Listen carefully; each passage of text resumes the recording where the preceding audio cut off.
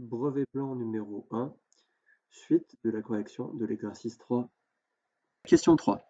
Dans cette partie, les questions A et B ne nécessitent pas de justification. Donc la question petit a, la question petit b, il suffit de donner le résultat.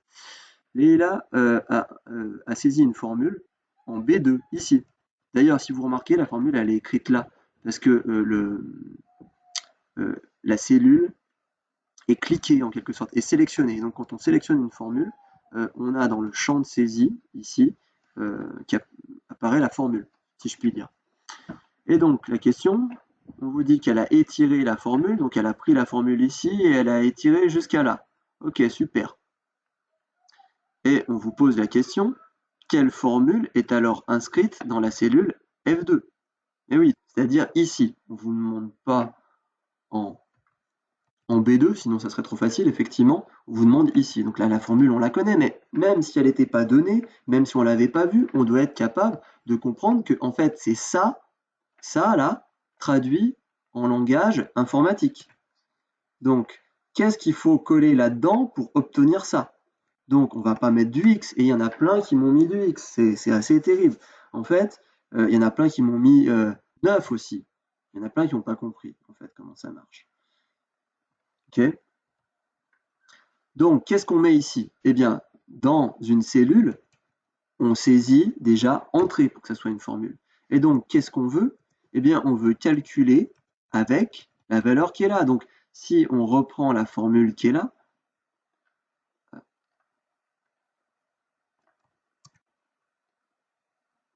pour avoir ça, je vais écrire quoi? Je vais écrire effectivement moins. Ok, mais j'écris pas x. J'écris quoi? J'écris la valeur qui est là, parce que x, c'est ici. Et x, il vaut 5, il vaut 6, il vaut 7. Donc là, ça a été calculé pour 5, calculé pour 6. Voilà, c'est pour calculer pour 9. Ok, très bien. Donc, c'est pas 9 la valeur. C'est la cellule qui contient 9. Et la cellule qui contient 9, c'est F1. Et oui, c'est pas F2. F1, c'est là. Donc, on se sert de ça. Et le multiplier, pour mettre au carré, c'est étoile. Donc, c'est F1 fois F1, ce qui revient à mettre au carré. Plus 18 multiplié par F1, plus 144. Voilà, j'ai bien recopié la formule. Donc, dans le corrigé, on a ça. Effectivement, là, vous n'étiez pas, vous pouviez mettre formule dans la cellule C2, mais si vous avez mis directement le résultat, ça marche. Donc, moins F1 fois, c'est l'étoile, mais si vous avez mis le fois normal, normalement, vous n'enlevez pas de point. Plus 18 fois F1 plus 44. Autre manière d'écrire, c'est avec l'accent circonflexe. Donc ça, c'est un accent circonflexe. C'est F1, accent circonflexe 2. Ça veut dire F1 au carré. Si on regarde ici, ça aurait donné quoi? Ça aurait donné du accent circonflexe 2. Voilà. Là, on aurait la formule comme ceci. Moins F1 au carré. Ça marche pas. Ça, mettre le carré comme ça, c'est pas pris en compte par les tableurs, par Excel. Donc, soit comme on a fait précédemment, là, soit comme ça, soit encore comme ça. Ah, zut. Comme ceci, en multipliant par lui-même. Donc, si on avait des cubes, on va pas s'amuser à faire F1 fois F1 fois F1. On va mettre F1, accent circonflexe 3. Ok. Question B. Question B. Parmi les valeurs figurant dans le tableau, ok. Parmi les valeurs figurant dans le tableau, quelle est celle que Leïla va choisir pour la longueur BC afin d'obtenir un enclos d'air maximum. Donc, qu'est-ce qu'on cherche? On cherche BC. C'est où BC? BC, c'est X. Donc, on cherche une valeur qui est sur la ligne 1.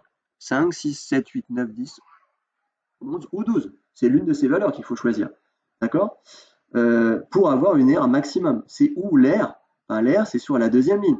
Donc, où est l'air maximum? Si je regarde dans mon tableau, l'air maximum, elle est là. Elle est là pour quelle valeur? Elle est là pour x égale 9, 9 mètres. C'est ça qu'il fallait comprendre. J'ai beaucoup de gens qui m'ont dit 125. C'est faux. 125, c'est l'air maximum. Mais ça ne répond pas à la question. C'est quelle valeur de BC doit-elle choisir? En conclusion, d'après le tableau, l'air maximum est de 125 mètres carrés. vous pouvez préciser que c'est dans la cellule F2, là j'ai mis entre parenthèses F2, pour dire qu'on trouve dans F2 cette valeur. Ok. Il faut donc choisir BC égale 9 mètres, et j'ai rajouté entre parenthèses F1. Mais en fait, si vous disiez BC égale 9 mètres, c'était suffisant, vu qu'il n'y avait pas besoin de démonstration. Donc il suffisait de dire 9 mètres, c'était suffisant. Mais il y en a beaucoup qui m'ont mis 225 au carré. Ok, question C. Par contre, question C, il fallait justifier. Donner les dimensions et la nature, donc les dimensions, c'est des longueurs, et la nature de l'enclos ainsi obtenu. C'est quoi la nature? Eh bien, c'est dire si c'est un triangle, un carré, un losange, un cercle. C'est ça la nature d'une figure. Donc là, a priori, on a un enclos qui est de forme rectangulaire, donc la nature, c'est rectangle, a priori. Après, il y a des rectangles particuliers. Donc, on a sa longueur 9 mètres et on a son aire 125. Donc allons-y, BC 9 mètres. Donc la longueur, ça va être combien? Eh bien, ça va être 6 plus 9. Souvenez-vous. Souvenez-vous. Là, on a 6 mètres.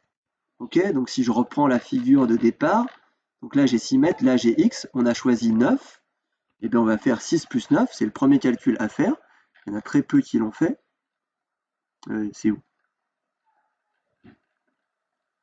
C'est là, donc 6 plus 9, 15 mètres. Donc là, j'ai une longueur OC, 15 mètres. Maintenant, il faut que je trouve la largeur. Qu'est-ce que je connais? Je connais son aire, 125. Effectivement, comment on obtient l'aire? En faisant longueur fois largeur. Bah, sauf que là, c'est donné, j'ai 125. J'ai 125 mètres carrés de surface et j'ai 15 mètres de largeur. Eh bien, de longueur. Pour retrouver la largeur, je vais diviser par la longueur. Donc, je vais faire 125 divisé par 15, ça me redonne la longueur. Et j'obtiens 15 mètres. Donc, conclusion, j'ai un rectangle qui fait 15 par 15. Et bien, un rectangle qui fait 15 par 15, en fait, c'est un carré. Je crois que quasiment personne n'a réussi. Donc, c'est un enclos carré de 15 mètres de côté ou de 15 par 15, comme vous voulez. Voilà.